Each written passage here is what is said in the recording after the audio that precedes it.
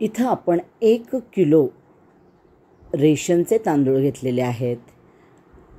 जर वाटीनं हे आपण मोजले तर 8 वाट्या बरोबर होतात. 1 किलो रेशनचे तांदूळ, रेशनचेच तांदूळ घ्यायचे, कारण आपण जो प्रोडक्ट करणार तर त्याच्या कॉस्टिंगसाठी आपल्याला हेच तांदूळ लागणार आहेत. आता तांदूळ झाल्यानंतर 2 वाट्या उडीद डाळ म्हणजे वजनी प्रमाणात पाव किलो 250 ग्रॅम उडीद डाळ घेतली आहे. आता काय करायचं आहे, तांदूळ आणि डाळ स्वच्छ धुवून घ्यायचं आहे. रेशनचा तांदूळ असल्यामुळे हा तांदूळ आपण 4दा ते 5दा स्वच्छ चोळून धुवायचा आहे. जोपर्यंत स्वच्छ पाणी आपल्याला दिसत नाही तोपर्यंत हा तांदूळ धुत राहायचा आहे, कारण ह्याच्यात खरखर अजून काही घाण असायची शक्यता असते. त्यानंतर उडीद डाळ 3दा धुवून दोन्हीमध्ये पाणी घालून 8 तास भिजत ठेवलेलं आहे. आता 8 तासानंतर आपण भेटणार आहोत. 8 तासाच्या आधी मी काय करते, इथं 8 तासानंतर 2 वाट्या पोहे घेतलेले आहेत. कांदा पोहेच वजनी 100 ग्रॅम आहेत. हे स्वच्छ 2दा धुवायचेत आणि हे पण अर्धा तास भिजत ठेवायचे आहेत. आणि मग त्यानंतर तांदूळ, डाळ आणि पोहे मिक्सरवरनं काढायचेत. आता सगळ्यात पहिल्यांदा तांदळातलं पाणी काढून टाकायचं आहे आणि मग तांदूळ घ्यायचे आहेत आणि उडीद डाळीत जे पाणी आहे ते ह्याच्यात घालायचं आहे आणि तांदूळ छान मिक्सरवरनं फिरवून घ्यायचे. एकदम फाईन पेस्ट व्हायला पाहिजे. अशा प्रकारे सगळा तांदूळ आणि पोहे, उडीद डाळ सगळं मिक्सरवरनं काढायचं आहे. तांदळामध्येच इथं आता मी पोहे घातलेले आहेत आणि हे सगळं मिक्सरवरनं काढून आपल्याला एक 5 मिनटं छान फेटून घ्यायचं आहे. आता तुम्ही म्हणाल काय, आता तुम्ही इडलीच दाखवणार आहात का? तर इडलीच फक्त नाही तर ह्यापासून तुम्हाला एक छान बिझनेस करता येणार आहे. आता काय करायचं आहे, सगळं मिश्रण जे पीठ आहे ते एकाच दिशेने एक 5 मिनटं हलवून घ्यायचं आहे, म्हणजे ते छान हलकं होईल. एकसारखं फेटत राहायचं आहे बघा. आणि याच्यात थोडंसं पाणी घातलं तरी चालेल, पण खूप पातळ करू नका. आता आपल्याला हे परत फर्मेंट करायला ठेवायचं आहे 8 तास. आता साधारण मी रात्रभर ठेवलं होतं. आता त्याच्यानंतर आपलं पीठ किती छान फुगलं आहे. काय झालं, जास्त पीठ होईल म्हणून मी थोडंसं दुसऱ्या पातेल्यात काढून ठेवलं होतं. हे बघा किती छान फर्मेंट झालं आहे. आता हे वजन केलं तर आपलं पीठ 3 किलो भरतं आहे. आपण काय केलं होतं, 1 किलो तांदूळ आणि पाव किलो उडीद डाळ आणि 100 ग्रॅम पोहे, याचं सगळं वजन आपल्याला 3 किलो साधारण भरतं आहे. आता हे पीठ काय करायचं आहे, एका स्टीलच्या डब्यात काढायचं आणि फ्रीजमध्ये ठेवून द्यायचं आहे. जसं तुमच्याकडं गिऱ्हाईक येईल तसं तुम्ही पिशवीत भरून द्यायचं आहे. 1-1 किलोची पाकिटं तयार करायची, किंवा अगदीच कुणाला अर्धा किलो हवा असेल त्यांना अर्धा किलो पॅक करून द्यायचं आहे. तर इथं आपण ओलं इडली डोस्याचं पीठ करणार आहोत. आता दुसरे दिवशी मी काय केलं, हे पाकिट आहे ना ते फ्रीजमधनं बाहेर काढलेलं आहे. ते छान सगळं पातेल्यात काढून ठेवलेलं आहे.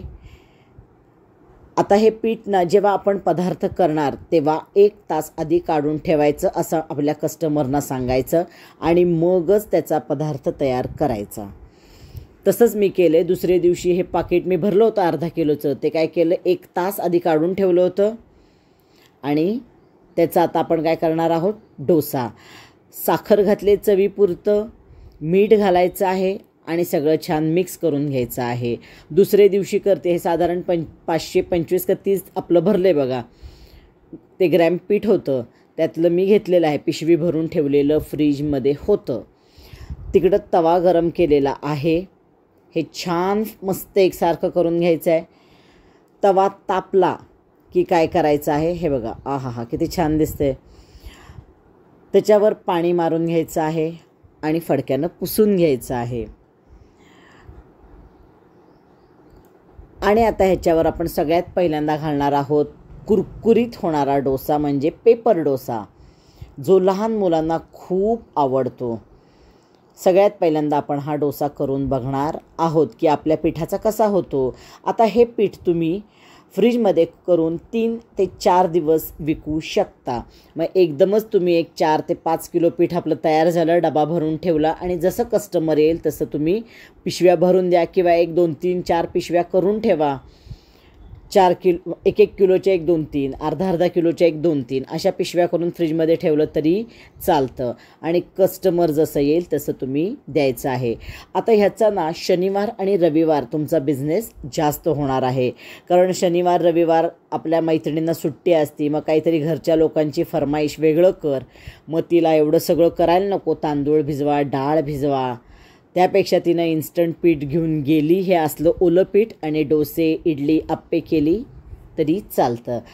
आता ह्याचा आवाज बघा, किती कुरकुरीत आपला डोसा झालेला आहे.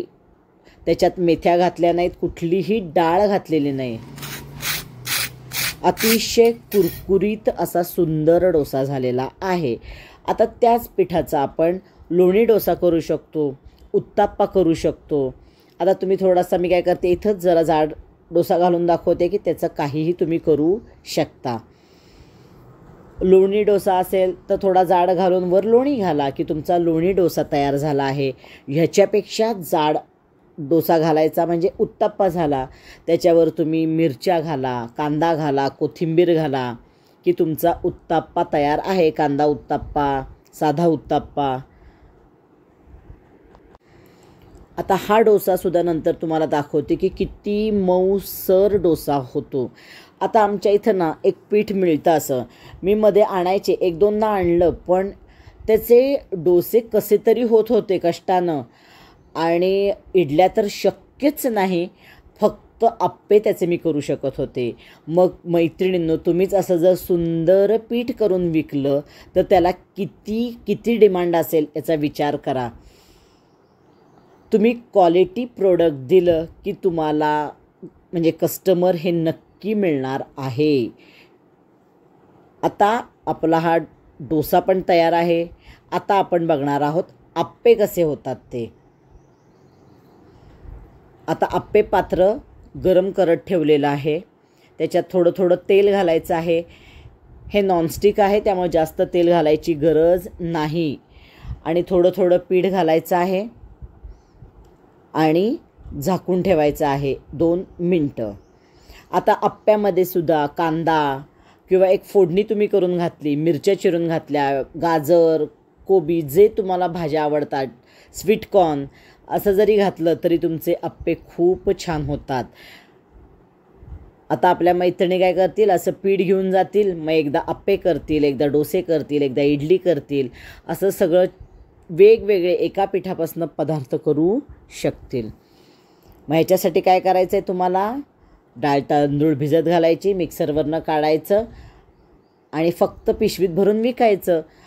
कमी कष्टात चांगले पैसे मिळणारा हा बिझनेस आहे. साईड बाय साईड हा तुम्ही बिझनेस करू शकता. खूप काय त्याला वेळ द्यायची गरज नाही. तांदूळ डाळ भिजत टाकले 7-8 तास त्यांचं ते भिजतात. आता आप्पेसुद्धा किती सुंदर होतात हे पुढं बघायचं आहे. आता इथं मला तुम्हाला एक सांगायचं आहे की पावसाळ्यात तुम्हाला जर आपलं पीठ फुगवायचं असेल तर मायक्रोवेव्हमध्ये ठेवा, किंवा 3 ते 4 बेडशीटं किंवा जाड सतरंजी असेल तर त्याच्यामध्ये डबा ठेवा. हे बघा किती मऊसूत आपलं पीठ झालं आहे. तसंच आप्पेसुद्धा खूपच सुंदर होतात. आणि उन्हाळ्यात खूप आंबट पीठ व्हायचं नसेल तर खूप वेळ आंबट ठेवू नका. म्हणजे जरा रात्री तुम्ही जर मिक्सरवरनं काढलं तर सकाळी जरा फुगलं की लगेच फ्रीजमध्ये ठेवा, म्हणजे ते खूप आंबट होणार नाही. मेथ्या घालू नका. मेथ्या घातल्या तर उन्हाळ्यात जास्त पीठ आंबट होतं. इथं सगळ्या मी टिप्स तुम्हाला दिलेल्या आहेत. आणि आता काय केले, मोदकाची मला ऑर्डर होती, त्याच्यातच वर मी 2 इडल्या तुमच्यासाठी फक्त करायला दाखवते आहे. बघा किती सुंदर मऊसूत इडलीसुद्धा झालेली आहे. चला मग नवीन बिझनेस तुम्हाला आता समजला आहे तर नक्की हा बिझनेस करून बघा. व्हिडिओ आवडला लाईक करा, शेअर करा. आता पुढं आपण कॉस्टिंग काढणार आहोत. चला आता आपण कॉस्टिंग काढूया. आपल्याला ह्याच्यात लागलाय तांदूळ 1 किलो. रेशनचा तांदूळ होलसेल एकदम घ्यायचा आहे, 20 रुपये किलो आपल्याला पडलाय. उडीद डाळ पाव किलोच घेतलेली आहे, 30 रुपये. पोहे 100 ग्रॅम 5 रुपये. लाईट मिक्सरसाठी आपल्याला 5 रुपये लागणार आहेत. 60 रुपये एकूण खर्च आहे. 80 रुपये किलोनं हे पीठ विकलं जातं. आपलं साधारण 3 किलो पीठ तयार झालेलं आहे, तर आपल्याला 240 रुपये मिळणार आहेत. त्यातनं 60 वजा केले 180 रुपये आपल्याला इथं प्रॉफिट झालेला आहे. आता हा प्रॉफिट मार्जिन तुम्हाला वाढवायचं असेल तर तुम्हाला काय करायला पाहिजे, तर तुम्ही तांदूळ 1 किलो घेतलाय तर इथं थोडा जास्त घेऊ शकता. म्हणजे आपण 3:1 प्रमाण वापरले ते 4:1 तुम्ही वापरू शकता. म्हणजे काय, तर 4 किलो तांदूळ असेल तर 1 किलो उडीद डाळ वापरायची आहे, तर त्या रेशोनं तुम्ही तांदूळ थोडा जास्त घालू शकता. पण मी नेहमीच 3:1च प्रमाण वापरत आलेले आहे. 4:1चं तुम्हाला करून बघावं लागेल. 3:1 हे माझं परफेक्ट प्रमाण आहे. तर असं तुम्ही शनिवार रविवार हे जास्त तुमचा सेल होऊ शकतो, कारण शनिवार रविवार लोक घरात काहीतरी वेगळं करायला बघतात. तर अशा प्रकारे तुम्ही तुमचं द बेस्ट प्रोडक्ट दिलं तर त्याला मागणी खूप राहते. चला तुम्हाला आता कॉस्टिंग काढायचं पण समजलेलं आहे. याच्यात काहीही जास्त नाही आहे. 3 ते 4 पदार्थच आपल्याला प्रोडक्ट लागणार आहेत, त्यापासून आपण द A1 प्रोडक्ट करू शकतो. तुम्हाला व्हिडिओ आवडला तर लाईक करा, जास्तीत जास्त शेअर करा आणि अजूनपर्यंत माझं चॅनल सबस्क्राईब केलं नसेल तर नक्की सबस्क्राईब करा आणि बेल आयकॉन दाबा. चला परत भेटूया पुढच्या व्हिडिओमध्ये. असेच नवीन काहीतरी बिझनेस आयडिया घेऊन मी नक्की येते. तोपर्यंत मला द्या रजा. Tata bye.